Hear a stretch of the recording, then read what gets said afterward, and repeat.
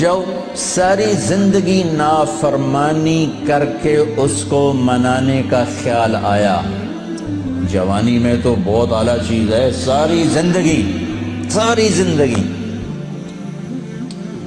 وہ کیا کرتا ہے؟ من تقرب الی تلقیتہ من بعید۔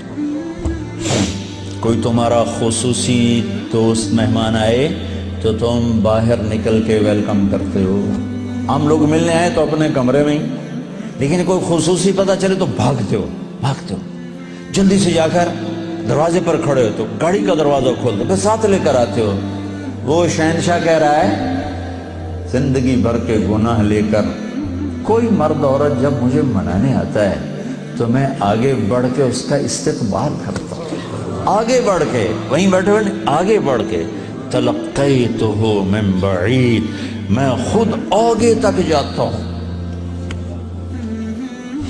اسے ساتھ لے کے۔ آگے کب سے تیرا انتظار تھا، اللہ کو کیا ضرورت کسی کی۔ ایک مرد عورت توبہ کر لے تو ساتوں آسمان پہ لائٹیں لگ جاتی، ساتوں آسمان میں لائٹیں۔ وہ کہتے ہیں یہ کیا چکر ہے؟ تو اللہ کی طرف سے اعلان ہوتا ہے ایک اللہ کے بندی نے توبہ کی ہے، اس کی خوشی میں یہ سب روشنیاں۔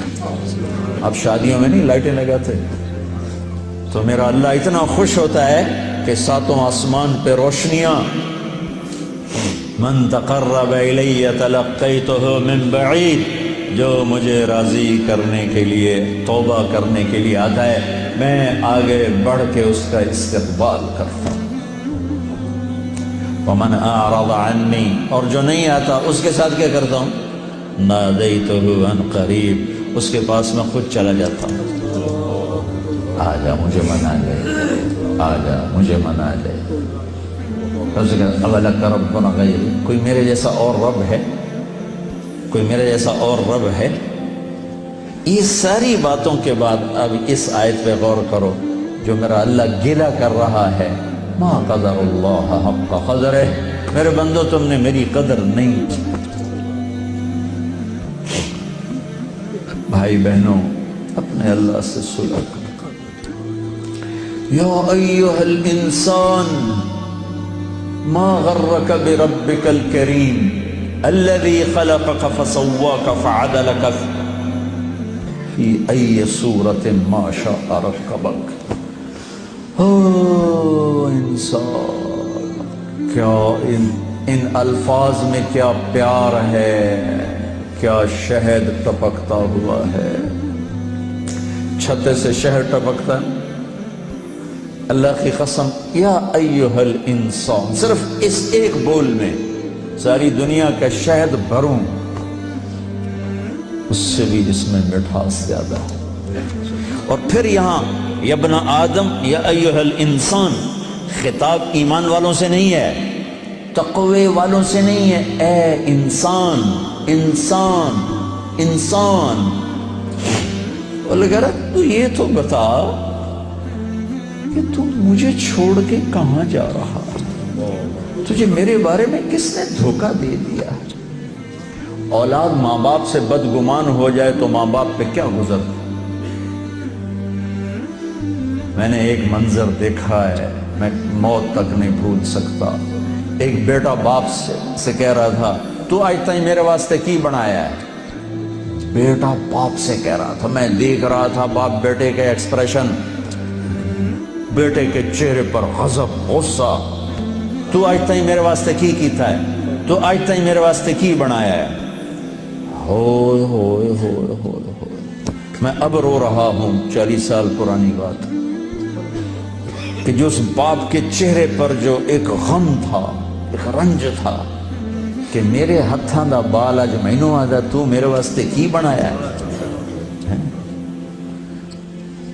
جو اس باپ کے چہرے پر ایک کرب تھا، وہ صرف اتنا کہہ رہا تھا، اچھا میرا پتر، کوئی بات نہیں کر رہا تھا، میں اتنی کہہ رہا تھا، اچھا میرا پتر، اچھا میرا پتر۔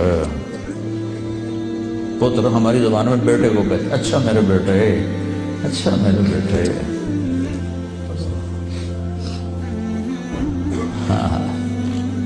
یہ یا ایھا الانسان میں اللہ یہ کہہ رہا ہے میرا بندہ میرے بارے میں دھوکہ کھا گیا، میرے بارے میں بدگمان ہو گیا، کیا ہو گیا؟ آ تو صحیح، پھر میری رحمت تو دیکھ، آ تو صحیح۔ حضرت عمر رضی اللہ عنہ کے زمانے میں ایک شخص گویہ تھا، وہ ایک تارا ہوتا تھا، وہ بجا بجا کے نا اپنی روٹی کماتا تھا، بوڑھا ہو گیا، آواز ختم ہو گئی، فاقے آ گیا، تو گانا بجانا کوئی اچھا کام تو ہے نہیں، تو گیا جنت البقیع میں، تو کہنے لگا یا اللہ جب آواز تھی تو لوگ سنتے تھے، روٹی بھی چلتی تھی، آواز گئی تو روٹی بھی گئی، اب اس بڑھاپے میں کہاں جاؤں؟ اللہ کو میرے رزق کا انتظام فرما، مجھے معاف فرما۔ عمر رضی اللہ عنہ مسجد میں سوئے ہوئے تھے، ان کو خواب میں آواز آئی، میرا ایک بندہ جنت البقیع میں مجھے پکار رہا ہے۔ کس کو آواز آئی؟ عمر۔ کس کے بارے میں؟ گانے والا۔ عمر رضی اللہ عنہ ننگے پاؤں دوڑے، ننگے سر، پتہ نہیں کون ابدال بیٹھا ہے وہاں پکارنے والا، جو دوڑے ہوئے اندر آئے تو قدموں کی آہٹ، تو وہ گویے کی نظر پڑی، عمر آ رہے اور دو ننگے سر ننگے پاؤں، نے کہا ابھی آج میری خیر نہیں، وہ اٹھ کے دوڑنے لگا، تو اس نے کہا ٹھہرو ٹھہرو ٹھہرو ٹھہرو، میں خود نہیں آیا ہوں، مجھے بھیجا گیا ہے۔ کہ کس نے بھیجا ہے؟ کہ جس سے پکار رہے ہو اسی نے۔